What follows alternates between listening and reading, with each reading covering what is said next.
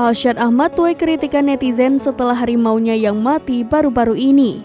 Netizen curiga ada yang salah dari cara penangkaran Alsyad Ahmad dan tim hingga menyebabkan harimaunya mati. Rupanya ini bukanlah kali pertama. Tak sampai di situ, pengakuan Alsyad Ahmad yang menyebut ada 7 harimau miliknya yang mati menjadi pemicu amarah publik. Harimau bernama Senora itu merupakan satwa ke-7 yang mati di bawah pengawasan Alsyad. Dikutip dari Grid ID, gara-gara kasus ini pihak Kementerian Lingkungan Hidup dan Kehutanan dan Balai Besar Konservasi Sumber Daya Alam Jawa Barat ikut turun tangan. KLHK mengaku akan menerjunkan tim untuk melakukan penyelidikan atas kematian hewan eksotik ini. Menurut Direktur Jenderal Konservasi Sumber Daya Alam dan Ekosistem KLHK, Profesor Dr. Satyawan Pudian Moko, Alsyad Ahmad sudah memiliki izin penangkaran harimau tersebut.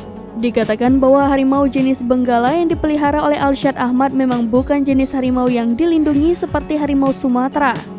Sementara itu, dikutip dari akun Instagramnya, Alsyad Ahmad tampak bersedih mengabarkan kepergian Senora, harimau kesayangannya. Ia mengaku tak menyangka jika Senora begitu cepat pergi meninggalkannya. Unggahan tersebut mendapat banyak sorotan dari netizen yang menyentil soal masa lalu Alsyad. Diberitakan sebelumnya, Alsyad diduga menelantarkan anaknya dengan Nisa Ashifa. Mereka ramai-ramai meminta keponakan Raffi Ahmad itu untuk mengurus anaknya saja dibandingkan merawat harimau.